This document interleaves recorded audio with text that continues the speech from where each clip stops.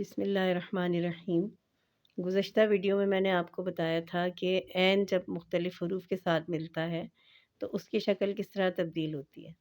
آج میں آپ کو بتا رہی ہوں کہ یہ دال، کاف یا قاف جو ہے، ان کی شکلیں جب بدلتی ہیں تو کیا شکل اختیار ہوتی ہے نا، ان کی کیا شکل بن جاتی ہے۔ تو دال، کاف، فے اور قاف۔ پہلے میں آپ کو دال کے حوالے سے بتاتی ہوں۔ دیکھیں دال جو ہے، جب یہ جب حروف کے ساتھ جڑتا ہے، یعنی پیچھے سے جب کوئی حرف اس کے ساتھ آ کے جڑتا ہے تو دال جو ہے وہ رے کی شکل اختیار کر لیتا ہے، یعنی جو ڈیٹو رے کی شکل ہوتی ہے اس شکل میں دال جو ہے وہ بن جاتا ہے۔ اب دال اور رے میں فرق یہ ہے کہ دال جب جڑتا ہے تو اوپر سے آتا ہے، جیسے یہ شہد لکھا ہے نا، شہد، لیکن جب ہم رے نیچے سے لکھیں گے نا تو وہ اس شکل میں آئے گی۔ اگر ہم اس میں رے ملا دیں تو یہ شکل اختیار کرتی ہے، یعنی نیچے سے آتی ہے۔ یا جیسے ہم کچھ اور لفظ بناتے ہیں، یہ جب میں آپ کو رے کے بارے میں سمجھاؤں گی تو میں آپ کو مزید بتاؤں گی نا۔ تو رے نیچے سے آتی ہے جبکہ دال اوپر اٹھ جاتا ہے۔ تو یہ کچھ حروف الفاظ میں نے آپ کے لیے منتخب کیے ہیں، جیسے شہد ہے، مدت ہے، مدد ہے۔ اچھا، مدد میں دونوں شکلیں آ گئی نا دال کی، ایک تو یہ رے کی طرح سے اوپر نظر آ رہا ہے کیونکہ یہ میم سے مل گیا، اور یہ الگ سے لکھا ہوا ہے نا، تو دال جو ہے وہ رے کی شکل اختیار کر لیتا ہے۔ اب میں آپ کو کاف کے بارے میں بتاتی ہوں کہ کاف کی دو شکلیں ہیں نا، ایک تو یہ والی شکل ہے اور ایک یہ والی شکل ہے، یعنی یہ ہم اس طریقے سے بناتے ہیں اور یہ ایسے جڑتا ہے۔ تو یہ کب جڑتا ہے؟ یہ جب الف اور لام کے ساتھ آتا ہے تو یہ کاف اس شکل میں آ جاتا ہے، جیسے ہم لکھتے ہیں نا، یہ کا لکھا ہم نے، کا، کل یا گلاب اگر ہم لکھیں گے۔ باقی اور جتنے بھی حروف ہیں ان کے ساتھ جب ہم کاف کو جوڑتے ہیں تو وہ یعنی تھوڑا سا اونچا اٹھ جاتا ہے نا الف کے انداز میں۔ جیسے یہ کچھ الفاظ آپ کے سامنے ہیں، یہ ہے کب، کس، مگر، گول۔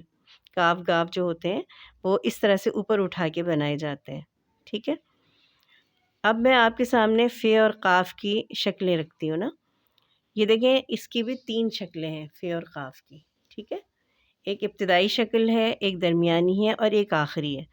دیکھیں ابتدائی شکل جو ہوتی ہے نا وہ یہ واو کی طریقے سے، جیسے میں نے آپ کو پہلے بھی بتایا تھا نا کہ ہم فے اور قاف لکھتے ہیں تو یہ واو کی طریقے سے آتا ہے، یہ فے، ٹھیک ہے، اور یہ قاف، یہ واو کی طریقے سے آتا ہے نا، یہاں سے اتنا حصہ اگر آپ دیکھیں تو شروع کی شکل ایسی ہے کہ جب یہ کسی حرف سے جڑتا ہے فے تو یہ شکل آ جاتی ہے۔ جب یہ درمیان میں آتا ہے تو اس کی جو یہ گردن ہے نا تھوڑی سی چھوٹی ہو جاتی ہے، ٹھیک ہے نا۔ یہاں پہ تو اس کی گردن یہ بڑی ہوئی ہے، یہاں تھوڑی سی چھوٹی ہو جاتی ہے، لیکن جب آخر میں فے آتا ہے تو اس کی گردن بالکل ہی ختم ہو جاتی ہے، یعنی یہ اس طریقے سے بن جاتا ہے آخر میں جب آتا ہے۔ تو دوبارہ میں بناتی ہوں، یہ اس شکل میں آ جاتا ہے، یہاں سے یہ گردن اس کی ختم ہو جاتی ہے، ٹھیک ہے۔